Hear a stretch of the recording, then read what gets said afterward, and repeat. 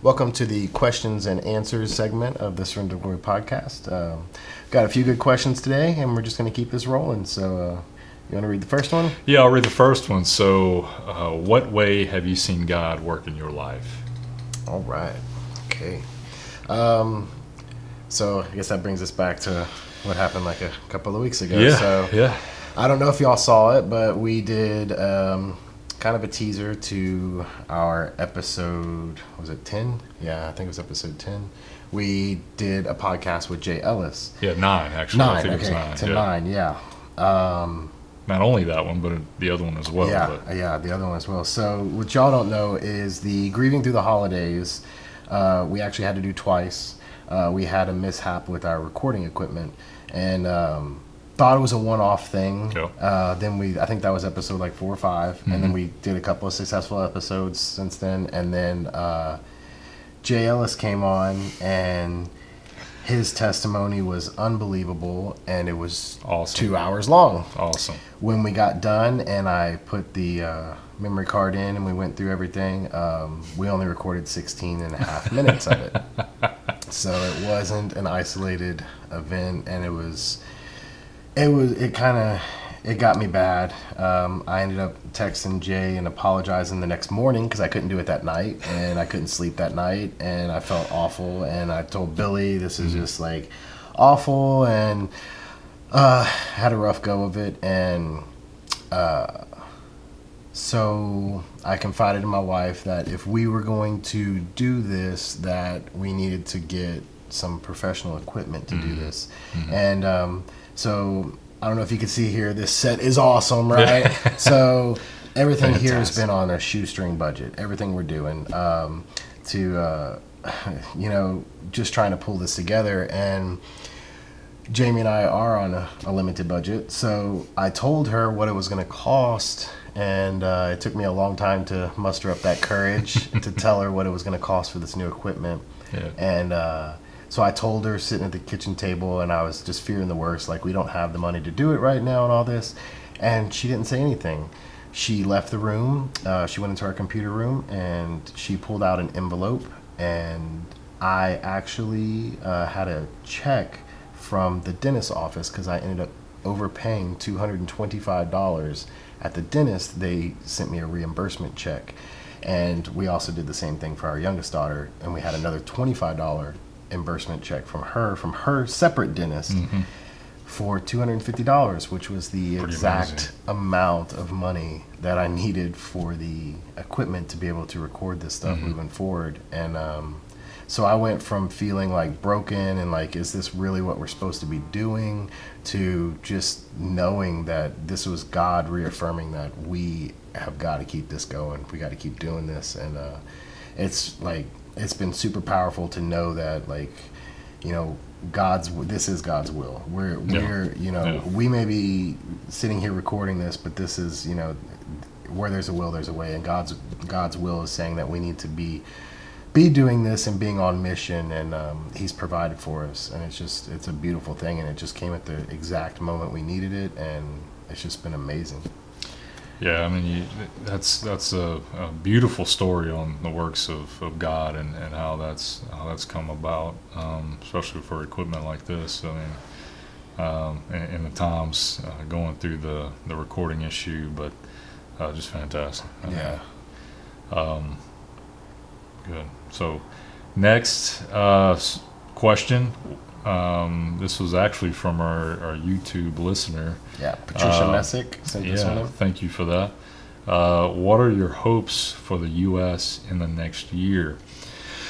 So, I'll take a stab at this and chime in anytime you want. But, I'm going to steer clear of politics, but just a little bit of it. Sure, we have the election going on. A lot of different things going on in the world, a lot of different opinions. For me, my hopes for the world is just to grow a little bit more with Christ, and for men, we discussed a little bit earlier, men to be more Christ-centered, and just become more followers of Christ and be able to lead their families. That's really going to be a huge benefit to your family. So that's my hope. Hopefully we can all follow and strengthen in that area. But even with amidst all the craziness with elections and things. Even with the craziest, I mean, no two people are going to think exactly alike, and that's perfectly fine. My hope would be that even if you disagree with someone, whether it's on religion or if it's on politics or if it's just on whatever, if you're a Cowboys fan or not, I'm kidding. But just anything that you could have a civil conversation without it coming to just absolute anger or just having and to know that as humans we are going to disagree, and it's okay to disagree.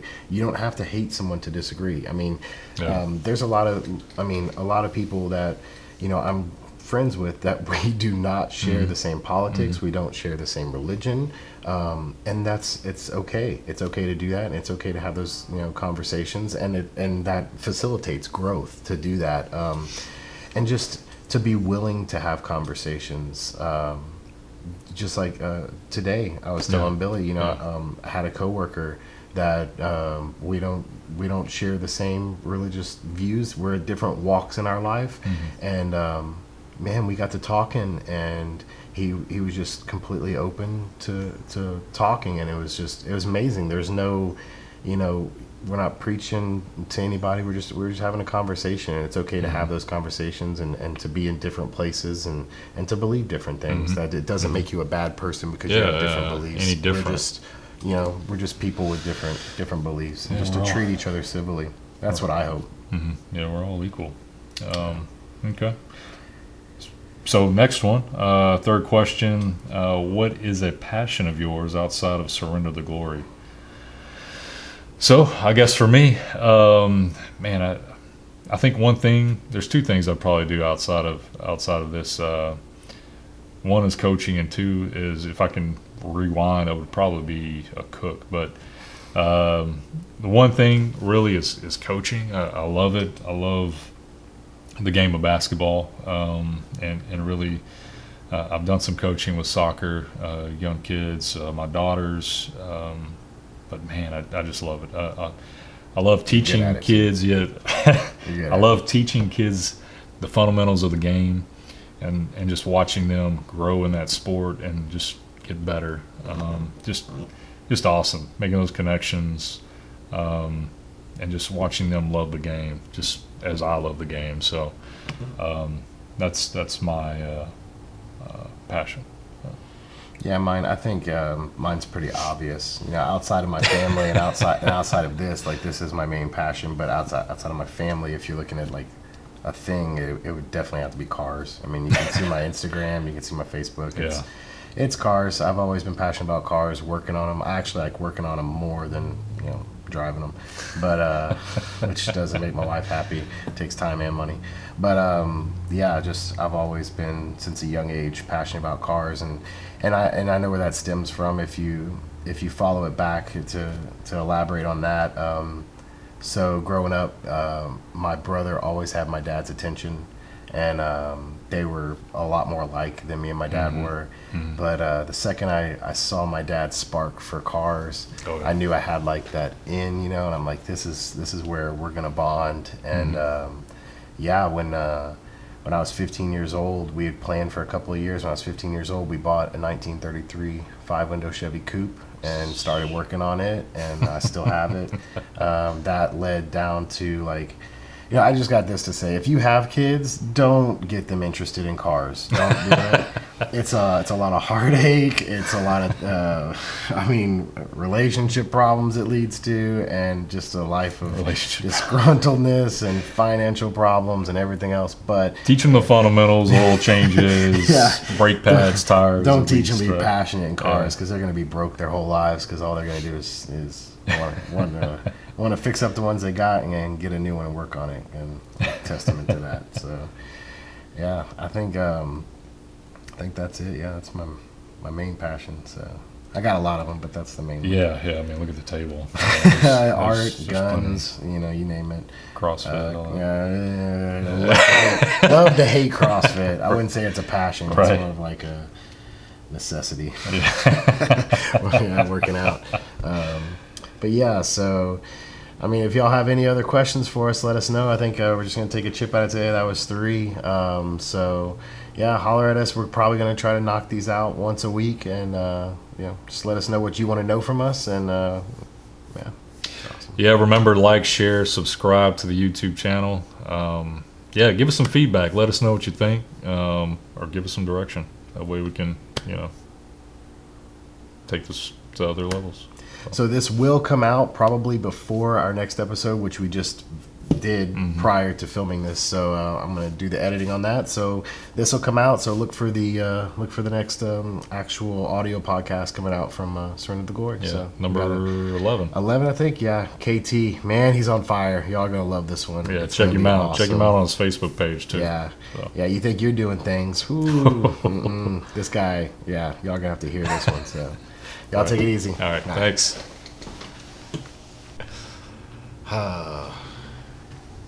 Mic's on, right? Yeah. Yep, it's plugged. All right. So how we starting? You want to say kind of the intro? Surrender Pie, Travis, Billy. How do we do this one? Welcome back to the There's a Surrender. Q&A segment. Welcome to the Q&A segment. There you go. There you go. All right, we got a winner, Q&A winner, segment. chicken dinner.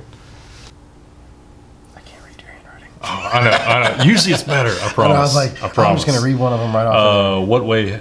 Maybe this is the one we go with first, just because it's a little bit easier and you can probably flow through it. You're already recording. Yeah, harder recording. All right.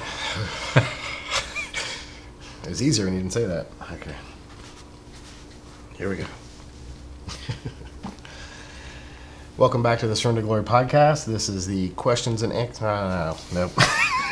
Yeah, and we just talked about that. Okay, so how about this? Ha ha. Man, why is it so hard? It's okay. tough. 2.